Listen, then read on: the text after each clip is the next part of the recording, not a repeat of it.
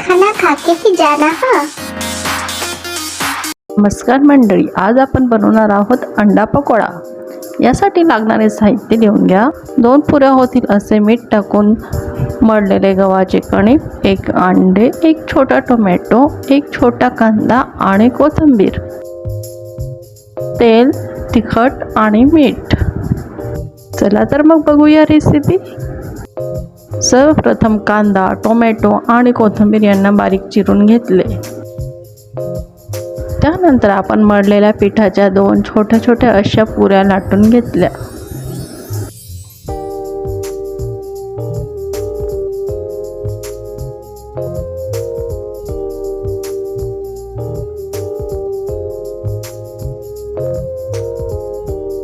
कांदा, टोमॅटो आणि कोथिंबीर एकत्र करून त्यात अर्धा चमचा चटणी आणि चवीनुसार मीठ टाकले।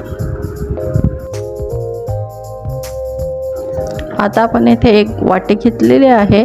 त्या वाटीवर लाटलेली एक पुरी ठेवायची आहे। व्हिडिओत दाखवल्याप्रमाणे वाटीच्या साईडने पुरी प्रेस करायची आहे।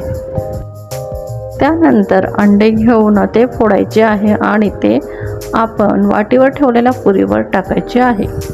त्यानंतर आपण तयार केलेले जे मिश्रण आहे ते सर्व अंड्याच्या वरच्या बाजूने टाकायचे आहे।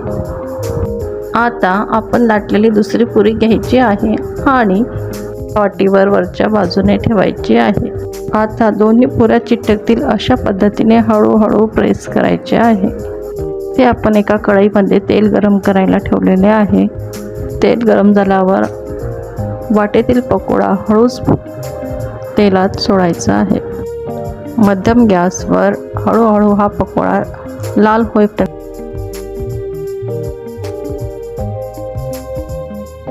दोन्ही साईडने व्यवस्थित लाल परतून झाल्यानंतर पकोडा डिशमध्ये काढून घ्यायचा आहे।